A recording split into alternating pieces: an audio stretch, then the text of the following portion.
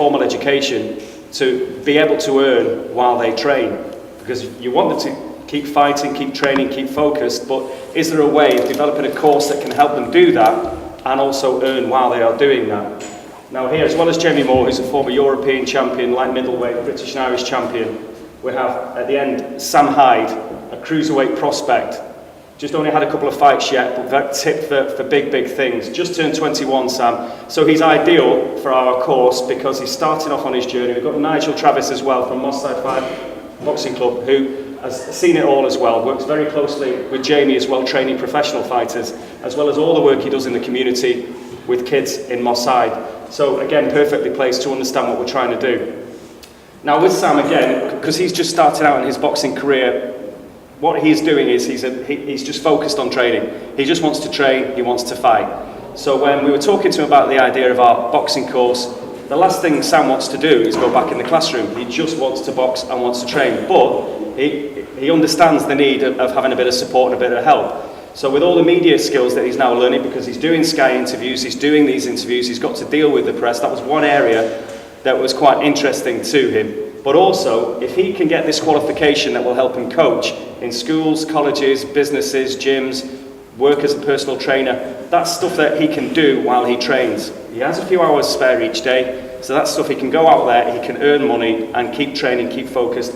And we believe, and again this is taking the expert advice of Jamie, that will actually help his boxing career on every level. He'll become more confident, he'll have to deal outside his comfort zone with people, his people skills will develop.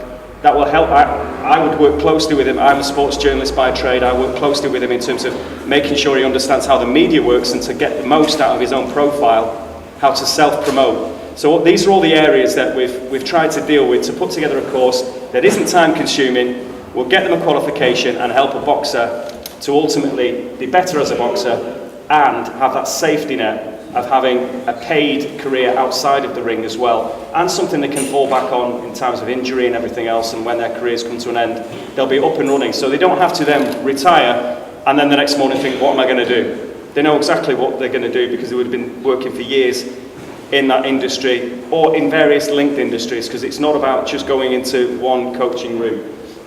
So I've just ask Jamie, first of all, you put your hand up in a few minutes as well. Any questions for the guys here about this? I know you're all obviously doing your own course.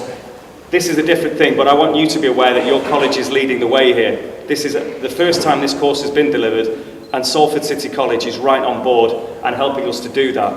So that's the kind of college that you are at. You should take advantage of, obviously, the great facilities you have and some of the people that are going to be affiliated to the college. But Jamie, again, I mentioned that obviously speaking to you, and Phil, of course, we tried to merge together our ideas and see how we could deliver this and take this, eventually nationwide.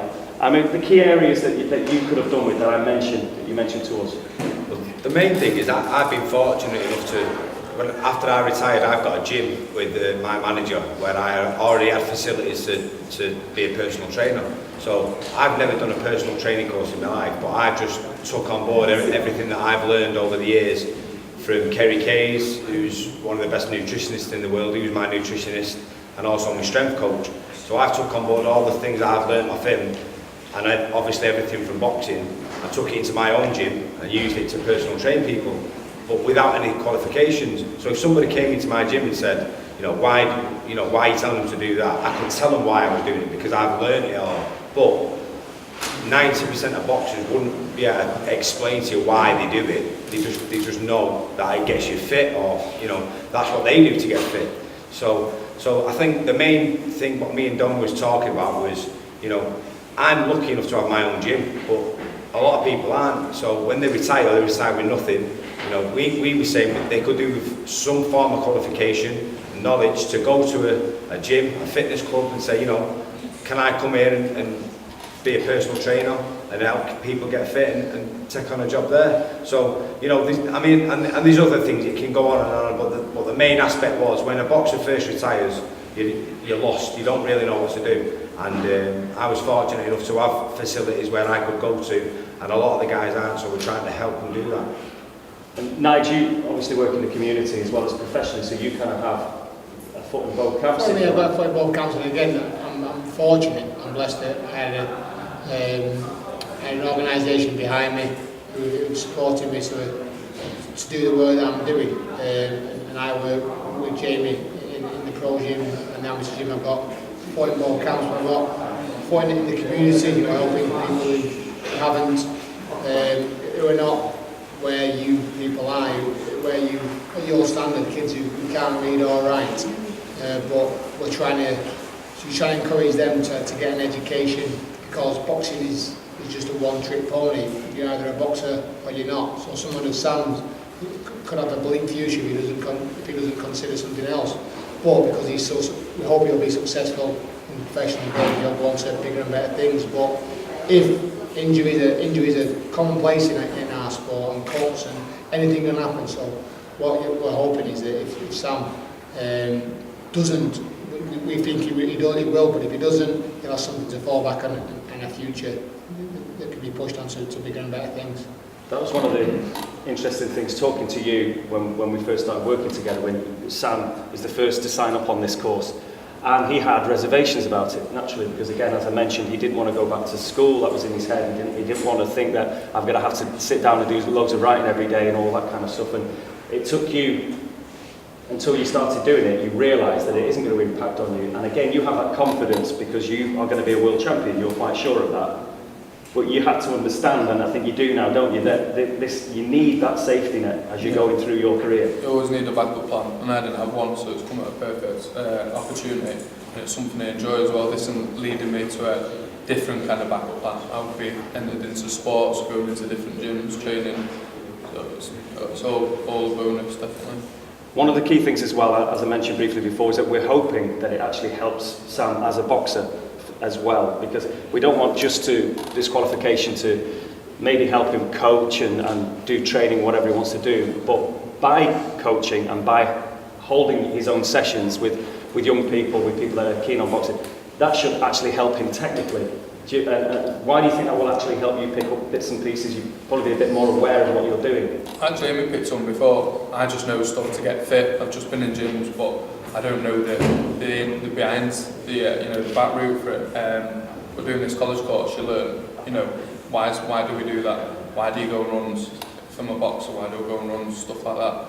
Loads of different stuff that I'm going to be learning, and that will help, definitely. So that's the basic idea. We're going to sign up more and more professional boxers to this course now. Sam's leading the way with it. And it's going to be open to basically anybody that wants to come on, that is a professional boxer, that feels that this will help. So this is a small launch to make you aware of it today. And of course, while you have these guys here, it's a great opportunity for you to ask any questions. So if you've got a question, just put your hand up. Always the way. Come on, you're not that shy. Toughest fight I've had? Well, Scott against Mark Macklin, definitely the hardest fight I had. And if you go watch it back, it's like a Rocky fight. I can't remember it after about the fourth round. Anyone else? Any questions in terms of what you're doing and why this is of interest to you? You are all students here, obviously, at the college. So what do you think of this idea affiliated to your college?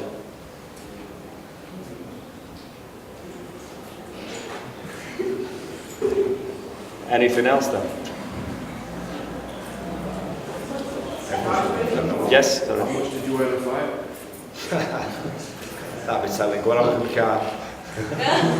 Not enough. No, I just fell short of fighting for a world title, so I never got the opportunity at the right time. So if I'd have fought for a world title, then I would have been driving a Bentley. That's the difference. There's a big gap. Yes, sir. What made you get into boxing in the first place? I was, you know what, Rocky. Rocky, honestly, watching Rocky what made me want to go and box. And then a gym opened. I'm from Warden, and a gym opened me in Little Oldham. You see, I wanted to go boxing for about 3 or 4 years, and there wasn't a gym near me. And when I was a kid, we didn't have a car, so my mum and dad couldn't take me to a gym somewhere. So for 3 or 4 years, I couldn't go. And then one opened in Little Oldham, so me and my mates used to walk down there. But it's the best thing whatever happened to me. You see, this is what. So going back to what Nige does in the community in Moss Side, it's a massive thing what he does, because he not only teaches people how to box, but he gets kids off the street and stops them from, you know, committing crime, loads of different things, taking drugs. So anybody, like people like Sam, who come on this course and can learn things and can go on to coach and teach people different things, they can then go on and make a difference in their own community. You know, there's a big, long, old road to it, but that's where Nige started out. He started out as a kid, and his dad's a coach, and then so it has a knock-on effect. So it's not just really about you and the individual; it's about the widespread issue as well. And I work for Ringside, and part of the job that I do is to go out and visit retired boxers and see how life's treating them afterwards. And I tell you, I'd say 8 out of 10 of them are all depressed and skinned and drugs, alcohol, real bad situations, because, as Don mentioned, they get to the end of the career and all they've known all their life is boxing, and a lot of them come from deprived backgrounds who don't have any education, and they go, what do we do now? They really don't know what to do. So this is our way of trying to help fighters. I'm not going to say Sam's going to be, you know, a crackhead or whatever. all I'm saying is a lot of boxers aren't like Sam. You know, Sam's an intelligent, bright lad, but most of them aren't. You know, all they know is boxing, and when they get to the end, they don't know what to do. So hopefully this will go a long way to try to fix that. It's going to be a long, you know, it's going to be a long journey. It's going to take a lot of effort and hard work, because boxers just sort of turn their back on education. We've got to try and make them understand it isn't about sitting in a classroom and learning. It's about learning off the stuff you already know what to do, but you don't really know why you do it, and you try to teach them that. Boxing can give you life skills. In what I do, I'm in middle of my side. There's a lot of poverty there. There's some bad kids there who haven't got positive, maybe male role models or female role models in their family. So you replace maybe the male role model in their family, and you become some sort of surrogate father who sort of influences them in a positive way, but we're influencing them in positives. So obviously Moss Side's a big gang culture, and what we try and do is we try and replace that gang culture with another gang culture, but a boxing gang culture, where we all stick together, we all look after each other, you look after the community, you get up in the morning, you have to run, because the discipline that you have to do to be a boxer can help you in your discipline with your life. You've got to get up, if you're late for your job, you get sacked. If you're late for the gym, you don't box. So you're getting taught life skills through boxing, and we've all had that as boxers and former boxers. We've all been given those life skills, and Sam's obviously living those life skills now, but he also needs a backup plan for something, whether it's education, whether it's whatever that backup plan needs to be. And obviously, we're not talking to boxers here, we're not talking to Olympic champions, we're talking to people who are interested in a course, and this is a great opportunity to invest in yourselves. The sport of boxing is full of people like Nige and Jamie and Sam that do naturally want to put something back, but it's not like football. I do a lot of work in football. Now football, as you know, it's swimming with money, and when you're a professional footballer, it's very different to being a professional boxer. And our vision long term, starting with this course, is to have systems in place to have that support network that footballers have.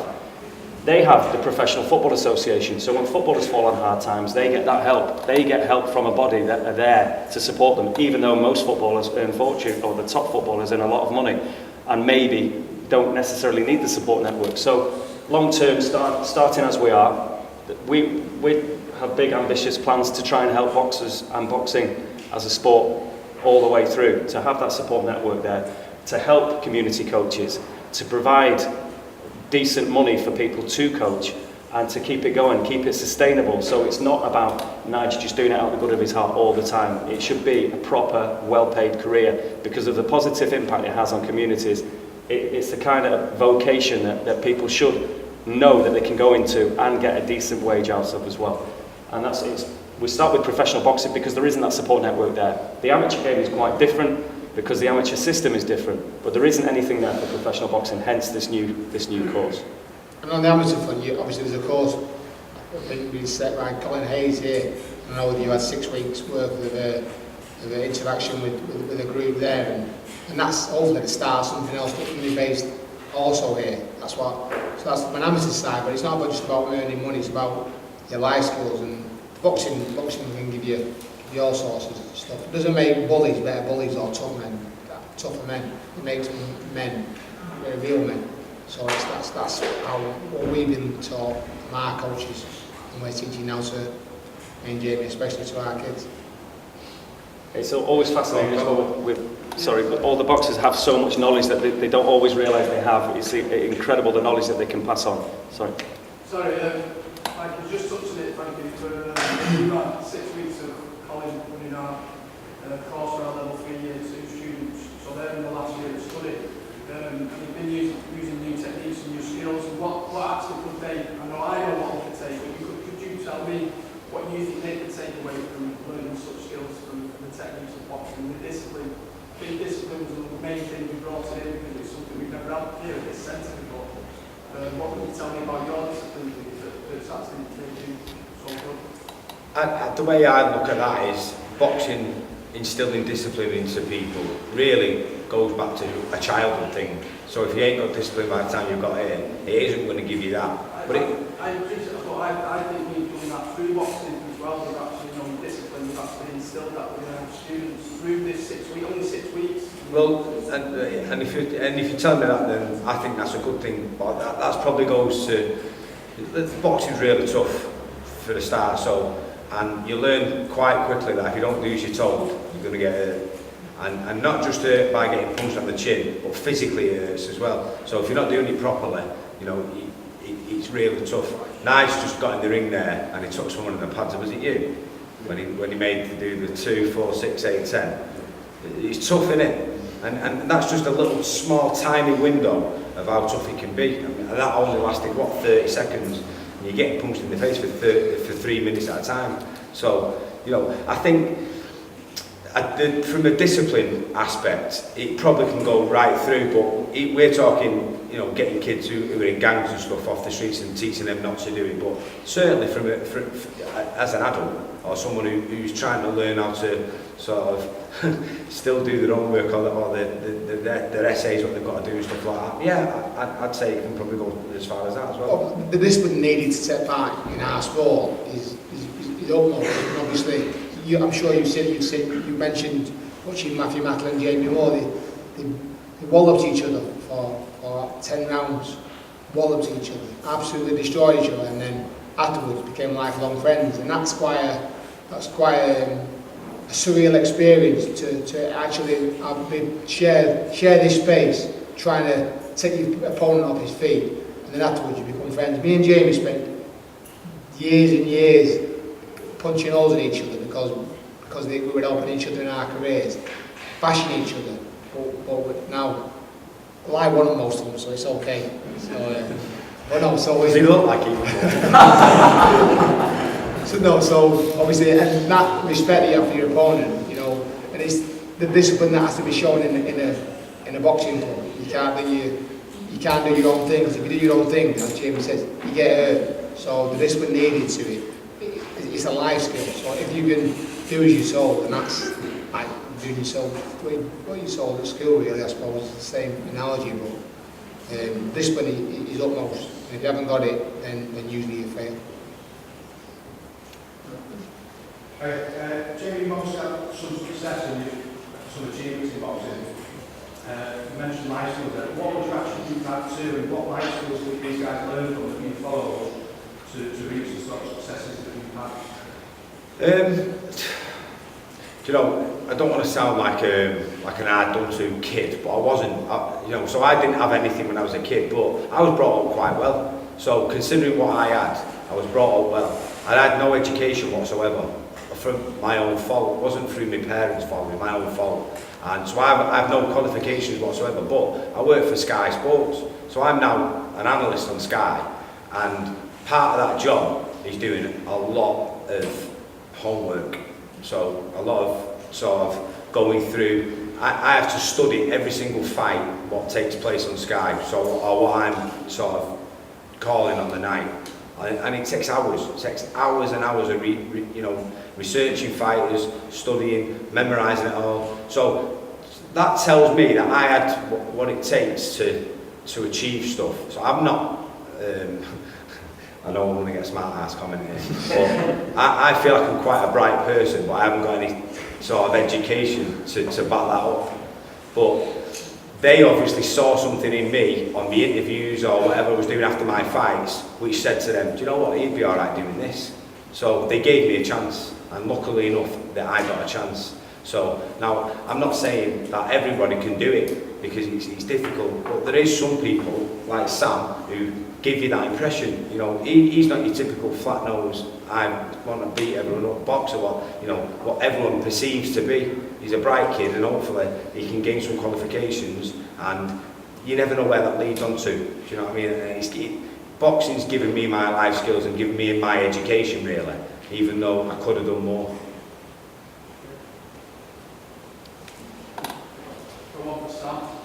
Our students have got a right 6-week training programme in terms of developing their personal fitness, and they'll also have to do it for another, like an elite athlete or something like that. What entails in your 6-week programme, or what before a fight, how do you train, or? Well, first of all, we get a fight day. So whenever, so my next fight's November 28th, you have to plan it so you do all your core fitness at the start, because obviously near the end you don't want to be running out of gas kind of thing. So we do all the hard work and we start sparring it.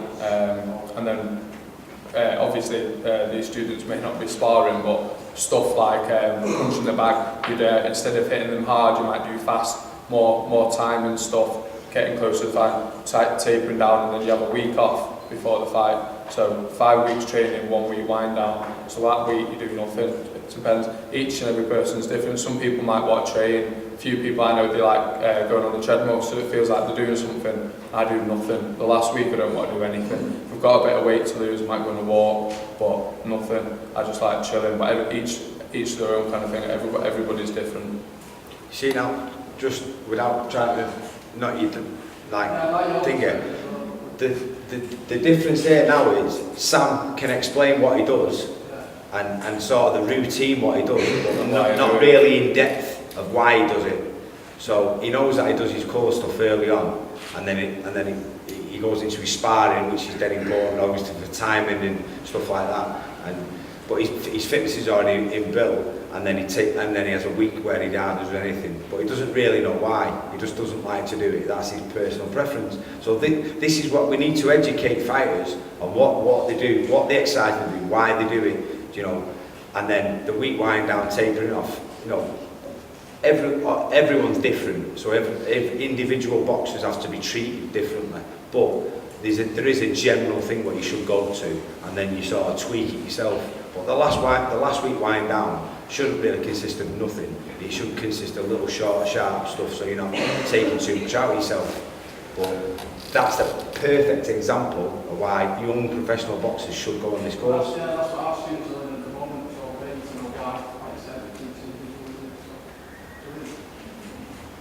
Just one quick question to both of you really. From the sort of region now, there's the regional sectors that I know we've got a ED director from England Boxing.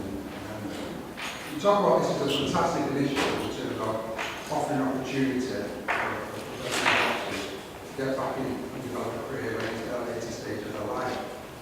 But in the region, with many young people that are hard to engage, they're not in mainstream education. You touched on this before, Jay, about these young people where they're in the system, so it's easy to engage with them because they're in the system. It's the young people that are not in the system, they're not in education or training or employment, and they need some form of engagement. I know Nigel mentioned something about one of your boxers couldn't get an ACE academy at local college because academically it didn't reach the standards that they wanted.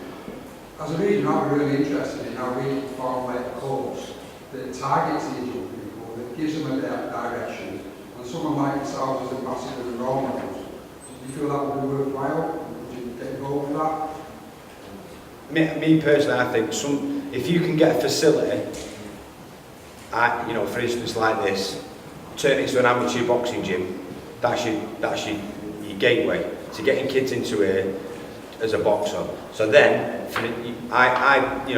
looking long term, you could probably, when they get to the stage where they're 16 and they might not have any formal education properly because they've been out of school or whatever, but they've been successful as a boxer, they could then do this course. And then once they've got one qualification, that should then open the doors to other stuff if they then wanted to do it. So, again, boxing is bringing them to the stage where they can get a qualification. So, it could be part of this gym, if this was an amateur boxing gym, where you say, listen, you can come, but unless you do your own work and you have certain attainments, you won't be allowed to box for us. I guarantee you, if there's a good kid who loves boxing, he'll do his own work, 100%. And then there's an opportunity for a professional coaches like Sam to come and get involved, to do the coaching side of the gym, to give them that sort of drive and that energy and that target, because they are professional. Most young people with that sort of background, that's what I want to be. You want to be a J-man or this, you want to be an MMA fan. I was going to say you want to be an Irish travel. But you know, But you know what? I know we're joking there, but he's a lot of kids' heroes in Moss Side. They look up to him because he looks after them, and he takes them places where they never would have got to go to. he's my hero. Yeah. And I thought I was going to say that. It's I was not, going to say something else. I think the kids, what you're talking about there is just, that's the skill of the coach or whoever's in charge, and that's not blowing smoke on my ass. I'm not bothered. It's about me, you know.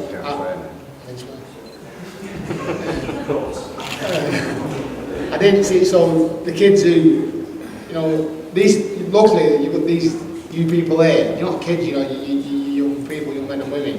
You're involved in this, but you want to be, you're preaching to converted here, because obviously you've got people who are in education and doing it.